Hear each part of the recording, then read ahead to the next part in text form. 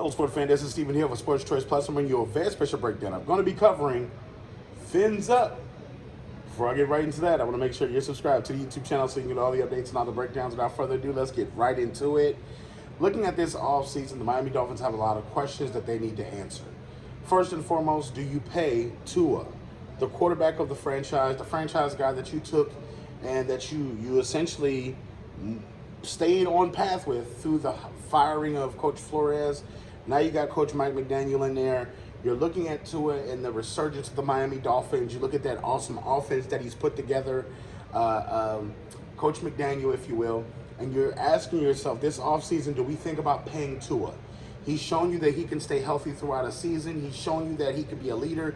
He's shown you that he can do so many different things with this offense. And when Tua is on, this offense is on. But there's a lot of different questions after that. Can Tua take this team from here and take them even higher? Can he take them to the promised land and not only have a good regular season, but can he have a great playoffs as well? What we saw is they got hot early. They won a couple of big games against teams that we thought they weren't going to beat, and they were very successful. But people don't realize late in the football season, they lost a lot of luster. They lost a lot of games, and they end up losing that number 2 overall seed, which made them go into playoffs, and that's why they lost to the Chiefs, playing out in the frozen tundra. Can the Miami Dolphins off-season plans affect what they're doing moving forward to the point where they're solidifying themselves as possible Super Bowl champions? They first have to figure out if Armstead's going to be there. Your prized possession free agent left tackle doesn't know if he wants to play football again because of injuries, so you got to ask yourself, are you going to give him time, or are you going to go out and look for another left tackle? That's a premium position. He has a premium tag. So if he retires, that's going to save you a whole lot of cap space. But if he doesn't, you got to get him into a place of, okay, how long are you going to play? You know, you want to make sure his mental's correct. That's first and foremost, because as a human being, he has to be okay.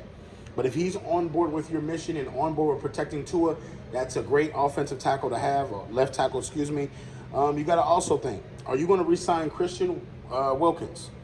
Not only since he's been drafted out of Clemson, has he been a pillar in your community, he's been a fine athlete as far as making sure the defensive tackle position doesn't have any issues. He's been one of your best defenders, no matter who you have on the field, no matter who you have on paper. He's been one of those guys that has been dominant. You look at the addition of Jalen Ramsey this offseason. You know, what did that do for your franchise? You got to think about Chubb now. Chubb having another season-ending injury. Can you trust Chubb moving forward? You know, with his physical breakdowns. It's a lot of questions that's on the Miami Dolphins. But I think the biggest question is, can you evolve this offense more than Tyreek Hill? Because it feels like if Tyreek Hill isn't gotten it going, then nobody else gets it going by themselves. It doesn't feel like Jalen Waddle can step up in his absence and do something. It doesn't feel like the running backs can do it or tight ends can do it. It feels like Tyreek has to carry the load. And with him being one of the smallest players on the NFL and one of the fastest, I don't think he can carry this offense by himself. You need I know Jalen Waddle's pretty good. I know he put up thousands of yards the first couple of seasons, but it has to be somebody who's going to help make it less work. Because I feel like if Tua's not getting the ball to him, he's not active. He's not doing anything. He's not making plays. He's not blocking.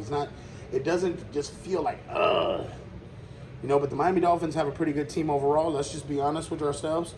They did make the playoffs. I'm proud of what they were able to do because they have a lot of talent on the team. But when it comes down to it, you want to be the elite teams. You want to take that next step to be up where the Chiefs are, where the 49ers are, where some of the most dominant teams in the NFL are each and every year. And you want to be perennial playoff teams. So you don't just want to make it. You don't just want to get a first-round bye and lose in the next round. You want to be AFC Championship, NFC Championship. You know, these are what these teams on both sides, NFC and AFC, are fighting for. So all you Miami Dolphins fans, NFL fans, get in the comment section below. Definitely check out Sports Choice Plus for all the breakdowns and all the updates. And we'll see you in the very next video.